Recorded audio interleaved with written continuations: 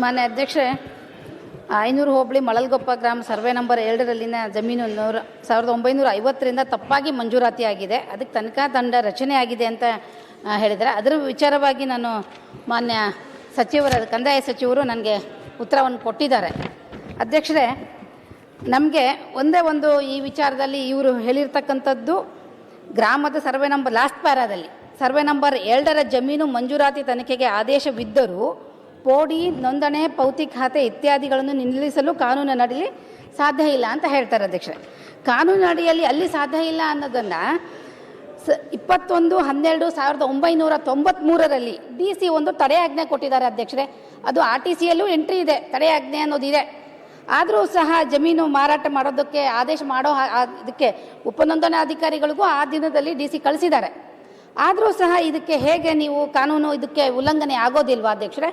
ಒಂದು ಅಧ್ಯಕ್ಷರೇ, ಭೂ ನ್ಯಾಯ ಮಂಡಳಿ ಆದೇಶ 84-85ರಲ್ಲಿ ಇದೇ ಏನು ಒಂದು ಸಂಘಕ್ಕೆ ಮಂಜೂರಾತಿಯಾಗಿತ್ತು, ಅದನ್ನು 1971ರಲ್ಲಿ ಸ್ಪೆಷಲ್ DC ಹಿಡುವಳಿದಾರರನ್ನು ವಜಾ ಮಾಡಿ ಅಂತ ಹೇಳ್ತಾರೆ.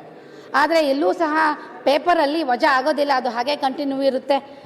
ನಂತರದಲ್ಲಿ ಭೂ ನ್ಯಾಯ ಮಂಡಳಿಗೆ ಹೋಗ್ತಾರೆ ಆ ಸಂಘದಲ್ಲಿ ಅವರು ಆದೇಶ ತೆಗೆದುಕೊಂಡು ಬರ್ತಾರೆ, ಅವ್ರ ಪರವಾಗಿ ಆದೇಶ ತೆಗೆದುಕೊಂಡು ಬರ್ತಾರೆ ಭೂ ನ್ಯಾಯ ಮಂಡಳಿಯಲ್ಲಿ.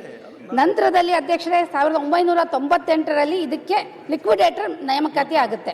ಲಿಕ್ವಿಡೇಟರ್ ನೇಮಕಾತಿ ಆದ ನಂತರದಲ್ಲಿ ರಿಟ್ ಪಿಟಿಷನ್ಗೆ ಹೋಗ್ತಾರೆ ಅಧ್ಯಕ್ಷರೇ. ಈ ಸಂಘದಲ್ಲಿ 85ನೇ ಇದರಲ್ಲಿ ಆ ಸಂಘದ ಮೇನು ಇವರು ಸಂಘನೆ ವಜಾ ಆಗಿರುತ್ತೆ. ಇಲ್ಲ ಅಧ್ಯಕ್ಷರೇ, ಇದು ಬರ್ಬೇಕು ಅಧ್ಯಕ್ಷರೇ. ಇದಕ್ಕೆ ನ್ಯಾಯ ಸಿಗೋದು ಹೇಗೆ ಅಧ್ಯಕ್ಷರೇ?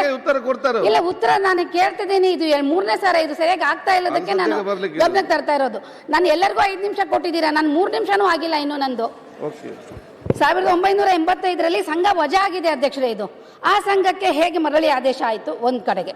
ಕೊನೆಗೆ ಆ ಸಂಘದ ಪರವಾಗಿ ಬೇರೆಯವರು 1999ರಲ್ಲಿ ಲಿಕ್ವಿಡೇಟರ್ ನೇಮಕಾತಿ ಆಗಿದ್ದದನ್ನು ವಜಾ ಮಾಡಿ ಅಂತೇಳಿ ಕೋರ್ಟಿಗೆ ಹೋಗ್ತಾರೆ, ಹೈಕೋರ್ಟಲ್ಲೂ ಸಹ ಅವ್ರ ಕೇಸು ವಜಾ ಆಗುತ್ತೆ ಅಧ್ಯಕ್ಷರೇ. ಇಷ್ಟೆಲ್ಲ ಕಾನೂನಲ್ಲಿ ಆದ ಮೇಲೂ ಸಹ ಇದು ಕಾನೂನು ಉಲ್ಲಂಘನೆ ಅಲ್ವಾ ಅಧ್ಯಕ್ಷರೇ? ಇದಾಗ್ತಿರೋದು ಒಂದು ಅಧ್ಯಕ್ಷರೇ. ನಾವು ಎಲ್ಲಾದರೂ ಇವತ್ತು ನಮ್ಮಲ್ಲಿ ಜಂಗಲ್ ಖರಾಬ್ ಅಂತಿದೆ. ಇವಾಗ ಪೌತಿ ಖಾತೆಗಳಲ್ಲಿ ನಮ್ಮಲ್ಲಿ ಭಾಳಷ್ಟು ಜನ NOC ಕೇಳ್ತಿದ್ದಾರೆ. ತಹಶೀಲ್ದಾರ್ಗಳು ಫಾರೆಸ್ಟಿಂದ NOC ತಂದು ನಿಮ್ಮ ಪೌತಿ ಖಾತೆ ಮಾಡ್ಕೊಡ್ತೀವಿ ಅಂತೇಳಿ.